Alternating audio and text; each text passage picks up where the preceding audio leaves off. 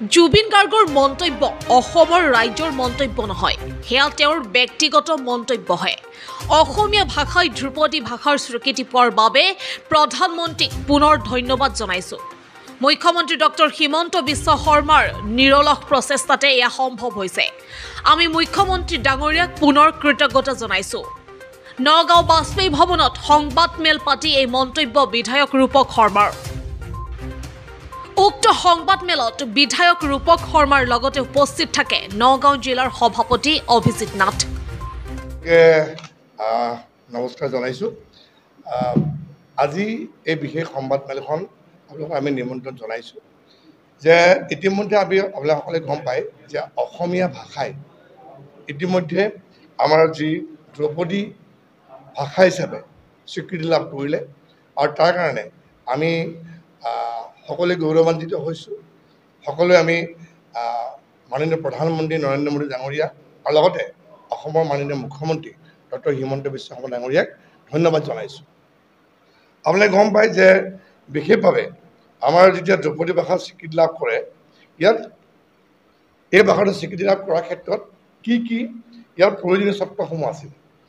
প্ৰথম কথাটো হৈছে যে ভাষাটোৰ অন্ততঃ 1500 পৰা 2000 বছৰতকৈ অধিক সময় জুৰি লিপি বা সমৃদ্ধ ইতিহাস থাকিব লাগিব। ভাষাটোৰ প্ৰজন্মৰ পৰা প্ৰজন্মলৈ মূল্যায়িত প্ৰাচীন সাহিত্য থকাটো বাঞ্ছনীয় আৰু সাহিত্যিক পৰম্পৰা মৌলিক হ'ব লাগিব। লগতে ধ্ৰুপদী ৰূপটোৰ আধুনিক ৰূপৰ পৰা পৃথক হ'ব লাগিব আৰু এইখিনি বস্তু অসমীয়া ভাষাটোৰ ক্ষেত্ৰত প্ৰযোজ্য হোৱাৰ কাৰণে আজি অসমীয়া ভাষাই স্বীকৃতি লাভ কৰিছে। এতিয়া এটা দীঘলীয়া সময় বিভিন্ন সময়ত দেখা পাইছে যে অসমীয়া ভাষাটোক লৈ পেলাই বিভিন্ন ধৰণৰ বিভিন্ন কথা কয় যে ভাষাটো বিলুপ্তি হ'ব নেকি, আৰু আজি এই স্বীকৃতিৰ ফলত অসমীয়া ভাষাৰ যি নিজস্ব স্বকীয়তা বা অসমীয়া ভাষাটোৰ প্ৰতি সকলোৰে যিখিনি সন্মান ইতিমধ্যে প্ৰতিফলিত হৈছে। আৰু ইয়াত আমাৰ কি ধৰণে আমি লাভান্বিত হ'ম যে অসমীয়া ভাষালৈ যেতিয়া ধ্ৰুপদী ভাষাৰ মৰ্যাদা প্ৰদানৰ ফলত আমি বহুত ধৰণে আমি লাভান্বিত হ'ম। অসমীয়া ভাষাৰ বিভিন্ন গৱেষণা কেন্দ্ৰ বা প্ৰতিষ্ঠান, সাহিত্য প্ৰকাশন আৰু অনুদিত সাহিত্যৰ সংখ্যা বৃদ্ধি পাব। লগতে প্ৰাচীন সাহিত্যৰ টোকা, সাঁচিপাত আদি সংৰক্ষণ আৰু ভাষাতত্ত্ব অধ্যয়ন আদি কামত গৱেষকসকলে নিজকে নিয়োজিত কৰিব পাৰিব। ধ্ৰুপদী ভাষাত নতুন সাহিত্য ৰচনা তথা প্ৰকাশৰ লগতে প্ৰাচীন সাহিত্যৰ আজি আধুনিকৰণৰ বাবে সম্পাদক, প্ৰকাশক আৰু যিসকল আমাৰ অনুবাদকসকল আছে তেওঁলোক লাভান্বিত হ'ব। ধ্ৰুপদী ভাষাৰ প্ৰচাৰ তথা প্ৰসাৰে ৰাজ্যখনৰ সাংস্কৃতিক পৰ্যটকৰ বৃদ্ধি কৰিব। ভাষাতত্ত্ব আৰু সাংস্কৃতিক ঐতিহ্যৰ সৈতে পৰিচিত লোকসকলে অনুষ্ঠান আয়োজন, পৰ্যটন সহযোগী বা আপ্যায়ন ব্যৱস্থাপনা আদি কামত নিজকে নিয়োজিত কৰিব পাৰিব। ধ্ৰুপদী ভাষাত ডিজিটেল মাধ্যম বা দূৰদৰ্শনৰ বিভিন্ন অনুষ্ঠান বা বিষয়বস্তু নিৰ্মাতা, লেখক, প্ৰযোজক, সম্পাদক, ভিডিঅ' নিৰ্মাতা আদি বিভিন্ন লোক সংস্থাপিত হ'ব। প্ৰাচীন সাহিত্য, সাঁচিপাতৰ পুথি আদি ডিজিটেল মাধ্যমত সংৰক্ষণৰ বাবে ভাষা শিক্ষাৰ সহায়ক এপ নিৰ্মাণ, ভাষা বিষয়ক ছফ্টৱেৰ নিৰ্মাণ আদি কামত তথ্য প্ৰযুক্তি ক্ষেত্ৰত পাৰ্গত লোকসকলে কাম কৰিব পাৰিব। লগতে বিভিন্ন সাহিত্যভিত্তিক উৎসৱ, অনুষ্ঠান, সাংস্কৃতিক কাৰ্যক্ৰম আদি আয়োজন কৰাৰ বাবে ইভেণ্ট মেনেজমেণ্ট, শিল্পী, কলা কৌশলীসকল লাভান্বিত হ'ব। এতিয়া যিটো কাম বৰ্তমান ভাৰত চৰকাৰ বা অসম চৰকাৰে কৰিলে, আমি যদি ইতিহাস চাই যে আমি জাতিটোৱে বিভিন্ন ক্ষেত্ৰত আমি ভাষা আন্দোলন কৰিছিলোঁ, বিভিন্ন সময়ত আমি যি বিদেশী নাগৰিকৰ বহিষ্কাৰ আন্দোলন কৰিছিলোঁ, আৰু এই যে এটা দীঘলীয়া ইতিহাস অসমৰ ক্ষেত্ৰত আছে। কিন্তু আজিৰ তাৰিখত যদি অসমীয়া জাতিটোৰ প্ৰতি, ভাষাটোৰ প্ৰতি যদি সন্মান জনাইছে, কোনে জনাইছে? ভাৰতৰ প্ৰধানমন্ত্ৰী নৰেন্দ্ৰ মোদী ডাঙৰীয়াই। কাৰণ যিখন সাংবাদিক বন্ধুসকল সকলোকে নমস্কাৰ জনাইছোঁ। আজি এই বিশেষ সংবাদমেলখন আপোনালোকক আমি নিমন্ত্ৰণ জনাইছোঁ যে ইতিমধ্যে আপোনালোকে গম পায় যে অসমীয়া ভাষাই ইতিমধ্যে আমাৰ যি ধ্ৰুপদী ভাষা হিচাপে স্বীকৃতি লাভ কৰিলে আৰু তাৰ কাৰণে আমি সকলোৱে গৌৰৱান্বিত হৈছোঁ। সকলোৱে আমি মাননীয় প্ৰধানমন্ত্ৰী নৰেন্দ্ৰ মোদী ডাঙৰীয়া আৰু লগতে অসমৰ মাননীয় মুখ্যমন্ত্ৰী ডক্টৰ হিমন্ত বিশ্ব শৰ্মা ডাঙৰীয়াক ধন্যবাদ জনাইছোঁ। আপোনালোকে গম পায় যে বিশেষভাৱে আমাৰ যেতিয়া ধ্ৰুপদী ভাষা স্বীকৃতি লাভ কৰে, ইয়াত এই ভাষাটো স্বীকৃতি লাভ কৰাৰ ক্ষেত্ৰত কি ইয়াৰ প্ৰয়োজনীয় চৰ্তসমূহ আছিল। প্ৰথম কথাটো হৈছে যে ভাষাটোৰ অন্ততঃ 1500 পৰা 2000 বছৰতকৈ অধিক সময় জুৰি লিপি বা সমৃদ্ধ ইতিহাস থাকিব লাগিব। ভাষাটোৰ প্ৰজন্মৰ পৰা প্ৰজন্মলৈ মূল্যায়িত প্ৰাচীন সাহিত্য থকাটো বাঞ্ছনীয় আৰু সাহিত্যিক পৰম্পৰা মৌলিক হ'ব লাগিব, লগতে ধ্ৰুপদী ৰূপটোৰ আধুনিক ৰূপৰ পৰা পৃথক হ'ব লাগিব। আৰু এইখিনি বস্তু অসমীয়া ভাষাটোৰ ক্ষেত্ৰত প্ৰযোজ্য হোৱাৰ কাৰণে আজি অসমীয়া ভাষাই স্বীকৃতি লাভ কৰিছে। এতিয়া এটা দীঘলীয়া সময় বিভিন্ন সময়ত দেখা পাইছে যে অসমীয়া ভাষাটোক লৈ পেলাই বিভিন্ন ধৰণৰ বিভিন্ন কথা কয় যে ভাষাটো বিলুপ্তি হ'ব নেকি। আৰু আজি এই স্বীকৃতিৰ ফলত অসমীয়া ভাষাৰ যি নিজস্ব স্বকীয়তা বা অসমীয়া ভাষাটোৰ প্ৰতি সকলোৰে যিখিনি সন্মান ইতিমধ্যে প্ৰতিফলিত হৈছে। আৰু ইয়াত আমাৰ কি ধৰণে আমি লাভান্বিত হ'ম যে অসমীয়া ভাষালৈ যেতিয়া ধ্ৰুপদী ভাষাৰ মৰ্যাদা প্ৰদানৰ ফলত আমি বহুত ধৰণে আমি লাভান্বিত হ'ম। অসমীয়া ভাষাৰ বিভিন্ন গৱেষণা কেন্দ্ৰ বা প্ৰতিষ্ঠান, সাহিত্য প্ৰকাশন আৰু অনুদিত সাহিত্যৰ সংখ্যা বৃদ্ধি পাব।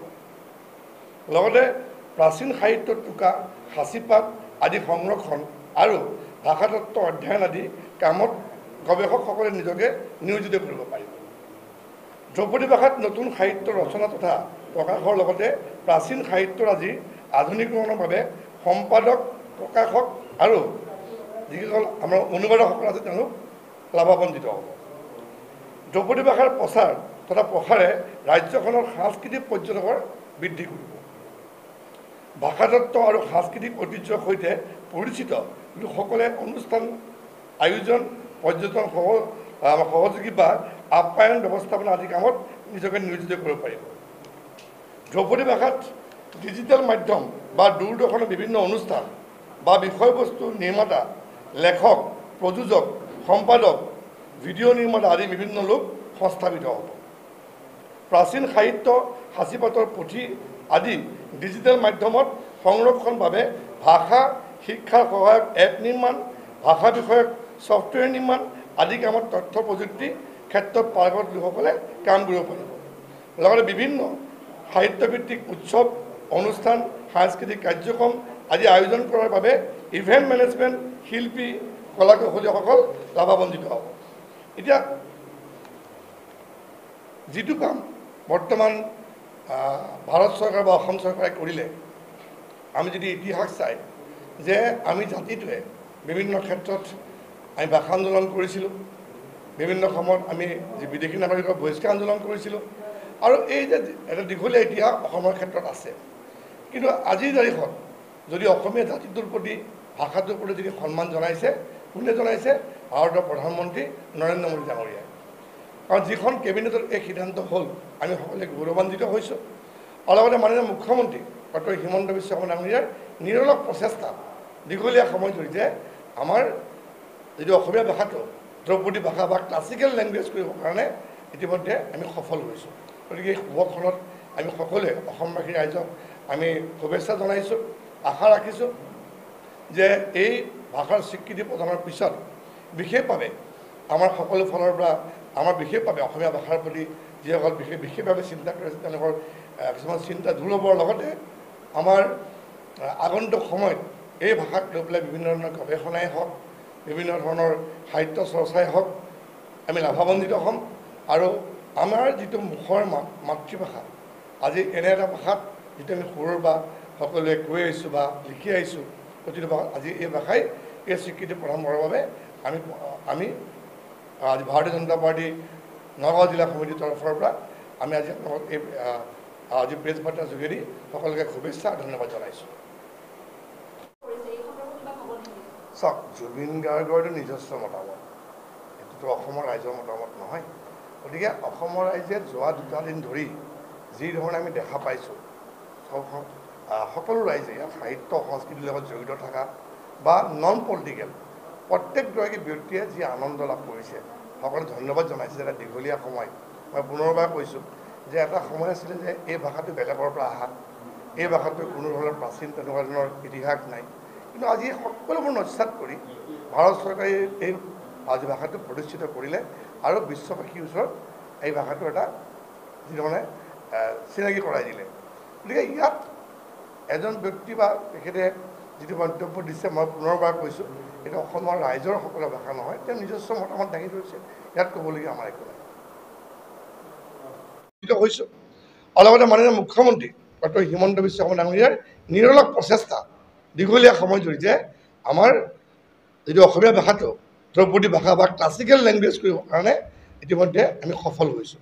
গতিকে এই শুভক্ষণত আমি সকলোৱে অসমবাসী ৰাইজক আমি শুভেচ্ছা জনাইছোঁ, আশা ৰাখিছোঁ যে এই ভাষাৰ স্বীকৃতি প্ৰদানৰ পিছত বিশেষভাৱে আমাৰ সকলো ফালৰ পৰা আমাৰ বিশেষভাৱে অসমীয়া ভাষাৰ প্ৰতি যিসকল বিশেষভাৱে চিন্তা কৰিছে তেওঁলোকৰ কিছুমান চিন্তা দূৰ হ'বৰ লগতে আমাৰ আগন্তুক সময়ত এই ভাষাক লৈ পেলাই বিভিন্ন ধৰণৰ গৱেষণাই হওক, বিভিন্ন ধৰণৰ সাহিত্য চৰ্চাই হওক, আমি লাভান্বিত হ'ম।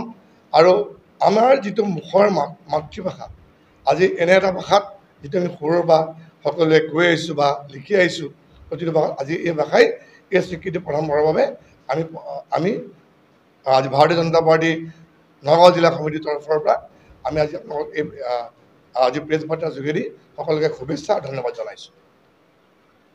ব্যয়গৰাকীৰ নিজস্ব মতামত, এইটোতো অসমৰ ৰাইজৰ মতামত নহয়। গতিকে অসমৰ ৰাইজে যোৱা 2 দিন ধৰি যি ধৰণে আমি দেখা পাইছোঁ, সকলো ৰাইজে ইয়াত সাহিত্য সংস্কৃতিৰ লগত জড়িত থকা বা নন পলিটিকেল প্ৰত্যেকগৰাকী ব্যক্তিয়ে যি আনন্দ লাভ কৰিছে, সকলোকে ধন্যবাদ জনাইছে। এটা দীঘলীয়া সময়, মই পুনৰবাৰ কৈছোঁ যে এটা সময় আছিলে যে এই ভাষাটো বেলেগৰ পৰা অহা, এই ভাষাটোৰ কোনো ধৰণৰ প্ৰাচীন তেনেকুৱা ধৰণৰ ইতিহাস নাই। কিন্তু আজি সকলোবোৰ নস্যাৎ কৰি ভাৰত চৰকাৰে এই আজি ভাষাটো প্ৰতিষ্ঠিত কৰিলে আৰু বিশ্ববাসীৰ ওচৰত এই ভাষাটো এটা যিধৰণে চিনাকি কৰাই দিলে। গতিকে ইয়াত এজন ব্যক্তি বা তেখেতে যিটো মন্তব্য দিছে, মই পুনৰবাৰ কৈছোঁ এইটো অসমৰ ৰাইজৰ সকলো ভাষা নহয়, তেওঁ নিজস্ব মতামত দাঙি ধৰিছে, ইয়াত ক'বলগীয়া আমাৰ একো নাই।